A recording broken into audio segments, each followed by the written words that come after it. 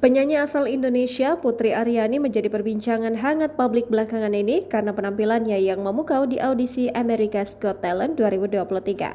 Putri Aryani bahkan mendapat Golden Buzzer dari Simon Cowell, salah satu juri America's Got Talent 2023. Menjadi bintang tamu di Adarans, Putri mengatakan ia sudah 3 kali mengikuti ajang pencarian bakat. Pertama Indonesia's Got Talent di tahun 2014, umur 8 tahun. Kemudian di tahun 2017, Putri mengikuti ajang The Voice Kids Indonesia. Dan di tahun 2023, Putri berhasil diundang mengikuti America's Got Talent. Lalu, Denny Cagur, salah satu pembawa acara Adarans menanyakan apakah ada saran dari orang tua untuk ikut dalam beberapa ajang pencarian bakat itu. Dengan mantap Putri menjawab bahwa itu semua merupakan keinginannya sendiri untuk ikut dalam ajang pencarian bakat.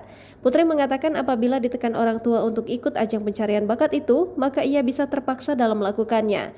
Namun ia melakukan hal yang dia suka sehingga senang menjalaninya.